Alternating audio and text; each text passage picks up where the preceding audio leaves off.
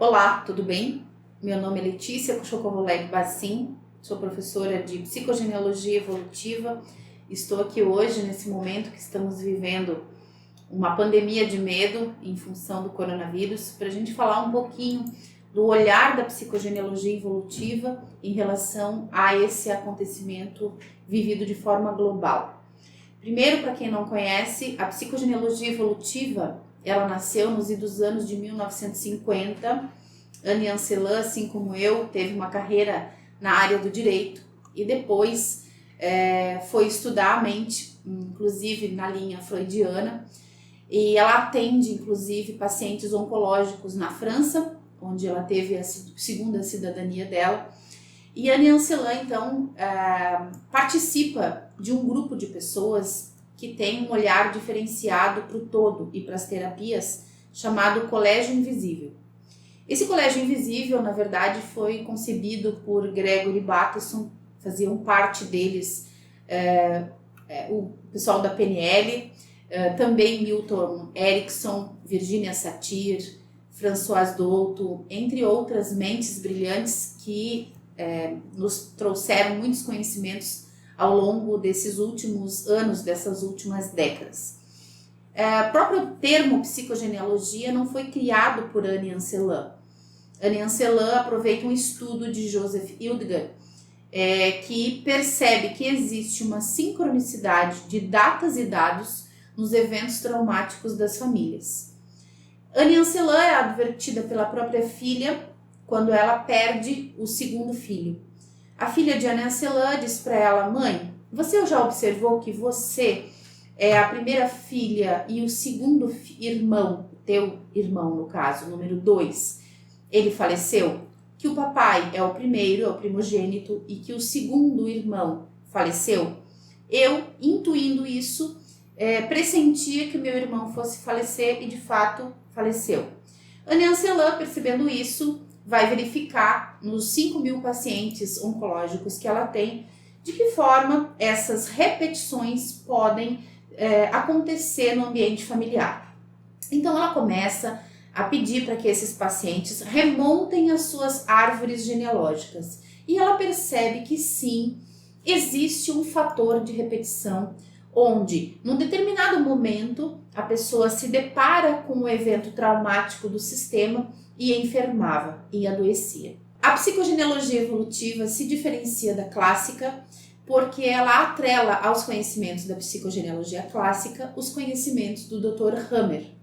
Dr. Hammer, então, também a partir da perda de um filho, percebe que o próprio corpo, o dele e o da esposa, desenvolve um câncer na parte onde havia a produção dos filhos, né? Ele na parte dos testículos e ela na parte do ovário.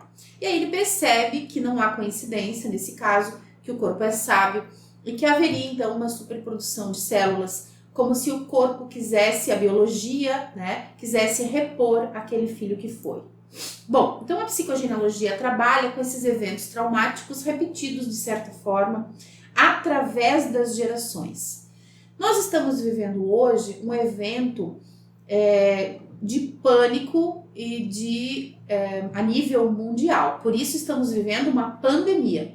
Se fosse uma situação mais local, onde pegasse parte do povo, nós estaríamos vivendo uma epidemia. O que é a epidemia? É sobre o povo. E a pandemia quer dizer sobre todo o povo.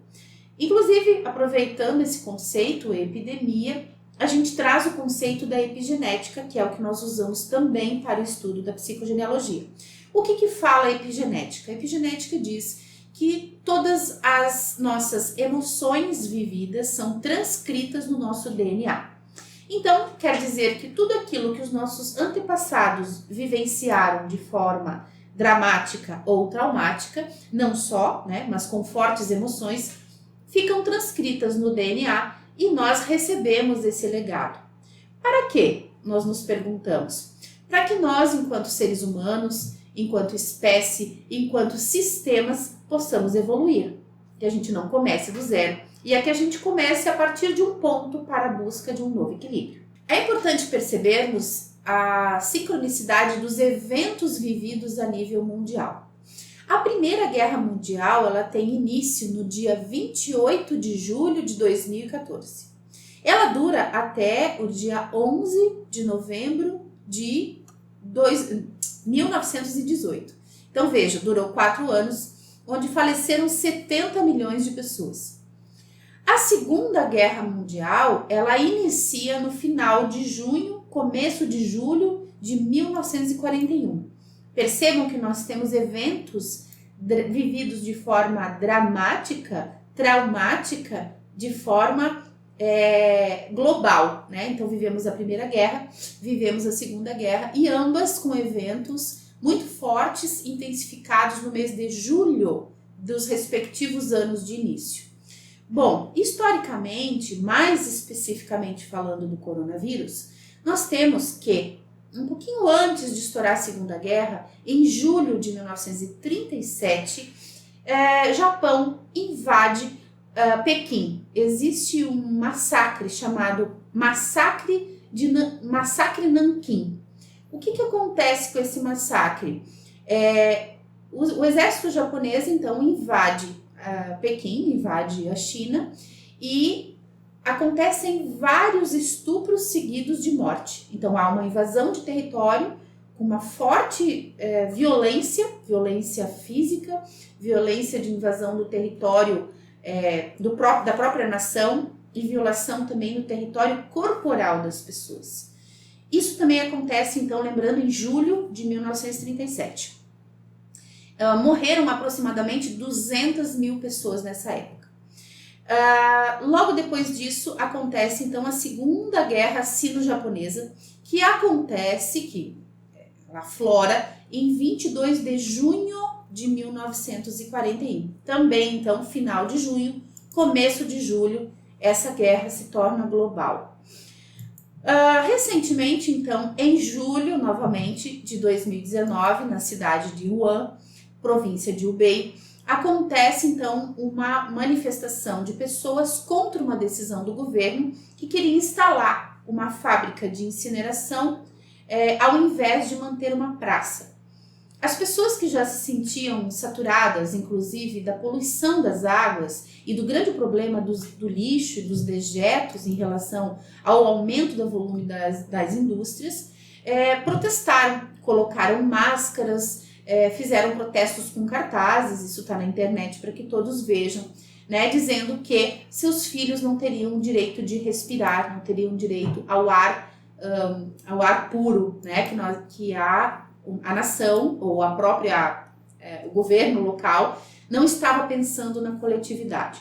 No final deste ano, em 31/12 aproximadamente, aparecem a identificação de alguns dos casos de pneumonia. O que isso quer nos dizer? Quer nos dizer que nós também temos, então, essas memórias biológicas e, segundo a psicogenealogia, nada acontece por acaso. Tudo é sincrônico, como dizia o Jung, né? Jung nos ensinou que até que nos tornemos conscientes, o inconsciente vai dirigir a nossa vida e nós vamos chamá-la de destino. Jung conceitua também, então, o inconsciente coletivo. E nós estamos vivendo hoje uma rememória, uma revisita dos nossos eventos traumáticos registrados no inconsciente coletivo e também em cada célula, no sentido de cada célula, seja, cada pessoa que com certeza viveu essas histórias da Primeira Guerra Mundial, que acontece em 1914, a Segunda Guerra Mundial em 1941, eu mesma tenho 48 anos, então sou neta de pessoas que fugiram da Bielorrússia em 1938 por conta da guerra. Então todos nós somos filhos, netos, bisnetos, trinetos ou tataranetos destas pessoas que vivenciaram esse conflito geral, né, como foi a Primeira ou a Segunda Guerra Mundial. E também hoje, então, temos o coronavírus, que teve essa proporção de pandemia, gerado numa determinada localidade, né, em um determinado país, que também se sentiu invadido, tanto em seu território físico, quanto na memória das pessoas, que foram estupradas e mortas, né? Um grande volume, 200 mil pessoas. Assim como foram os judeus, assim como foram, historicamente, muitas pessoas vítimas da Primeira e principalmente da Segunda Guerra Mundial. Bom, então essa análise da psicogenealogia evolutiva, ela nos faz pensar que nada é por acaso. O universo é perfeito e nós estamos sempre buscando a evolução, o equilíbrio e a homeostase. E o que é a homeostase?